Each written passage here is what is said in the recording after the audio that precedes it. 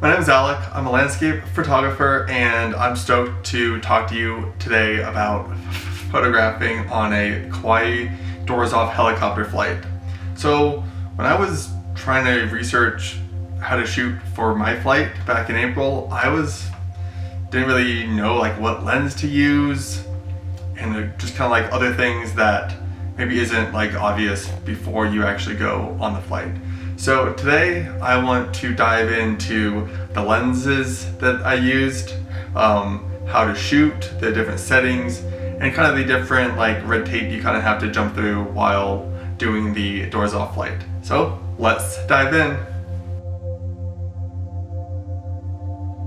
So the first thing that you have to know when you do a doors off flight in Kauai and basically anywhere is that you can't have anything loose around you. Everything has to be on your body. So this means that you have to have a neck strap on your camera, and you can't have multiple lenses. You have to just choose one, which was a little bit hard to decide what I wanted to do. So I ended up going with a 16 to 35 lens, and I don't really know if this was the right option.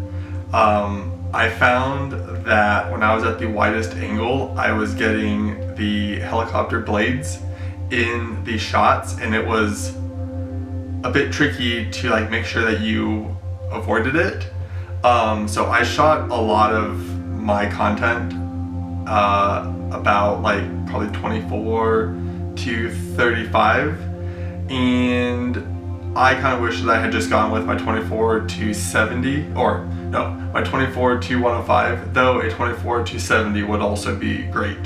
And with that, what kind of settings do we want to use? So I locked in my shutter speed around 1/2000, and then I let my ISO be auto, and I put my f-stop aperture at around 5.6. This worked until it got really cloudy, and then my ISO like rocketed up. So I would recommend maybe putting your ISO at like 800 to 1000, locking in your shutter speed, and then letting your aperture kind of flex.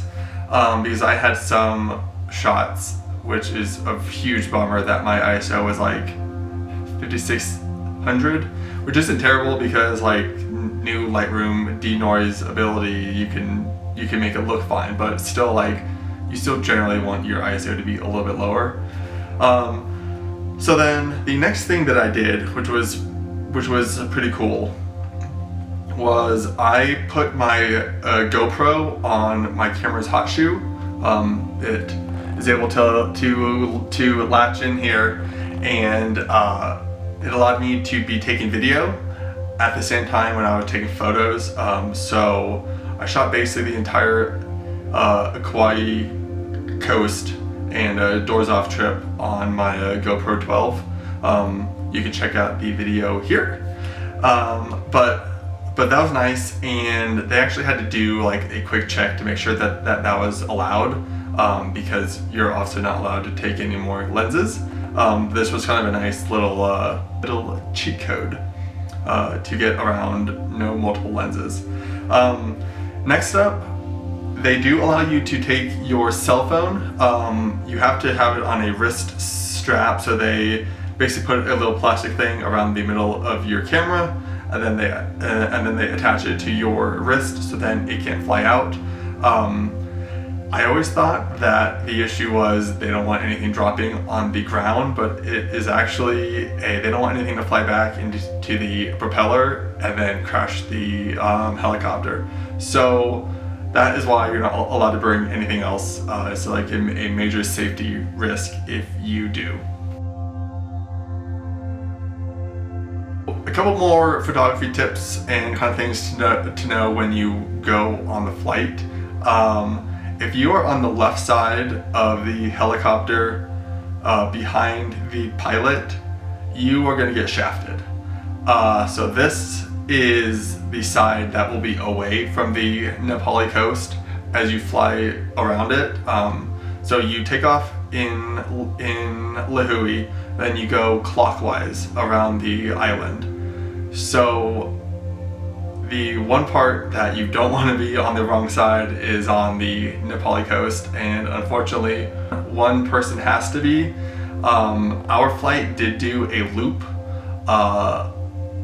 around to give the person on the left side a view, but it unfortunately is pretty quick and it's not really great.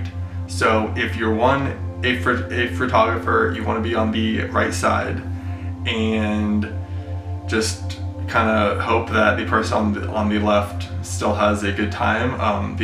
They will be able to see Waimea Canyon. That'll be cool. They'll be able to see Jurassic Falls, but like the good stuff, which is the Nā Pali Coast, and when you kind of go into the Weeping Wall and all the waterfalls, they're going to be on the outside looking in. Another tip is that if you are in the back on the right side, which is where I was, I found that the guy in front of me in the front seat, his elbow kept being in my videos. This is mostly because I was shooting wide angle on the GoPro, so like it was capturing everything, but it was pretty annoying. So like I had to like zoom in and crop in a bunch, which ended up being fine, but like going through the editing process, it was pretty frustrating to just be like, oh, there's another elbow.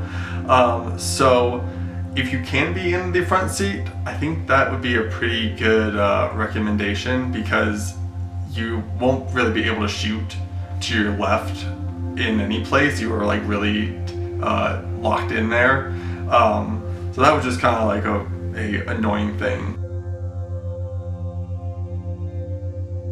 I hope that these tips allow you to take some really awesome photos on the flight.